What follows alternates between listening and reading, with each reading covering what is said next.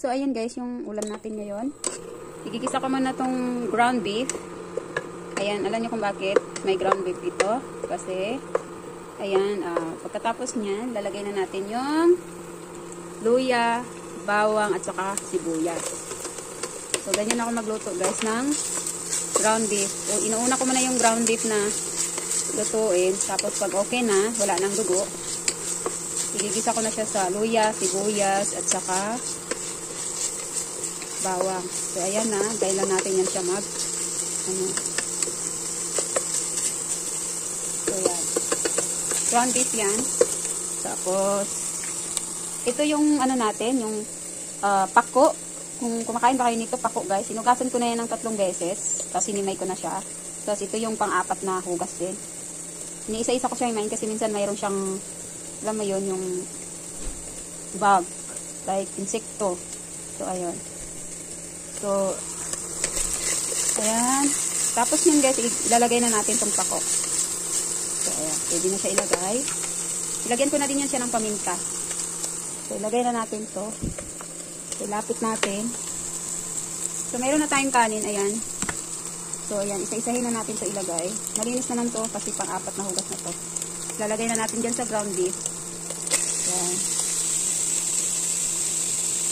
Kailangan linisin natin ng maigi kasi hindi mo alam malinis ba yung pinagkuhanan nila nito.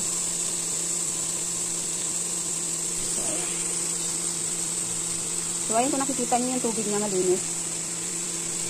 Pang-4 na hugas yan guys. So, haluin na natin.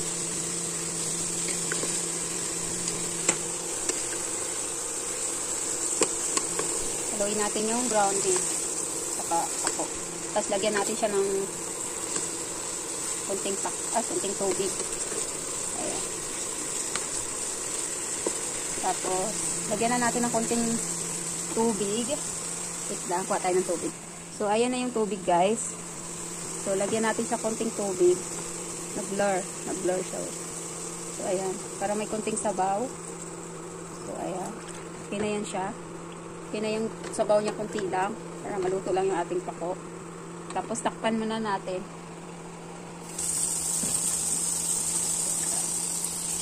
Takpan muna natin, guys. Hanggang sa kumulo. Bago natin siya timplahan ng konting toyo. Saka magic sarap. So, ito muna. So, ayan. Titingnan na natin. O, ayan. Kumukulo na siya, guys. So, wait. Ay. Ang hirap ko lang camera. So, ayan, guys. Kumukulo na siya. Oh. Kaya ko naman nilagyan niya ng ground beef para malasa talaga siya. Ganyan ako guys pag may gulay, mayroon siyang konting meat, ground beef. Bumibili ako ng madaming ground beef tapos yan, inahalo ko talaga siya dito. So, ayan guys, lagyan na natin siya ng konting toyo. Actually, hindi ko na lang siya lagyan ng toyo kasi medyo yung asin na lang. Madaming sodium yung toyo kasi so, mas masarap, lagyan na lang natin siya ng asin. Yung asin namin, guys, ay pink. Ayan, pink. So, healthy yan siya. Ito yung asin namin. Pink talaga yung ginagamit para wala siyang sodium. Ayan, masama kasi sa kalusugan yung sodium puti kasi may sodium siya. So, ayan. Lalo na yung toyo, may sodium din yan. Tapos, lagyan natin siya ng magic sarap. So, yan yung pampalasa natin. So, magic sarap. Ayan, konti lang din lagay natin. Kunti lang. Ayan. Parang kalahati lang nilalagay ko nito. Pero meron na yan sa magic sarap, guys. Ayan. Sarap nito mamaya, guys. Ayan. Magluto kayo ng pako, guys. Lagyan nyo ng ground beef or any meat. Bahala kayo kung anong meat. Tapos lagyan nyo. Tapos lagyan na natin siya ng okay na yun siya, guys. Pakuluan lang kaisa. Pakuluan ng 1 time and then ready to eat na. Ang dali lang magluto basta mayroon naluto. Pero pag wala, ayan. So pakuluan, tikman natin kung tama na ba yung lasa nito. Sarap nito, guys. Hindi siya maalat, hindi rin siya matabang. Tamang-tama lang. Ganyan ako mag-amay.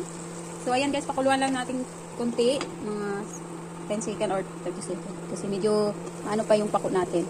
Tigas-tigas. So okay na yan siya. Ayan, i-off na natin. So, habang kumukulo siya dyan, tapos ito yung kanin natin guys. So, red din yan, may red. So, yun lang guys. Sarap ng ulam natin ngayon guys. Pako with ground beef. That's all. So, ayan guys, hain na tayo. So, relate pa kayo dyan. Ginaganyan ko man na cross. Bless this meal.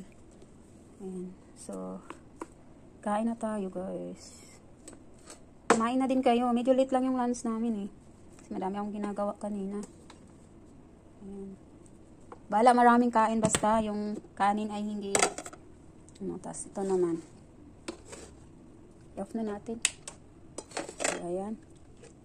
So, lalagay na natin din dito. Ayan guys. Inisa ko na guys para walang hugasin. Sarap na ito. Bye. With ground beef. Tas sabaw. Wait.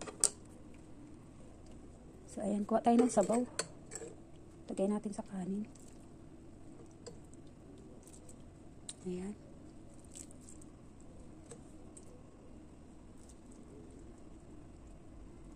Kayo guys, anong ulam nyo? Comment nyo down below kung anong ulam nyo. So, ayan na guys. Arap na. Kain tayo for late lunch.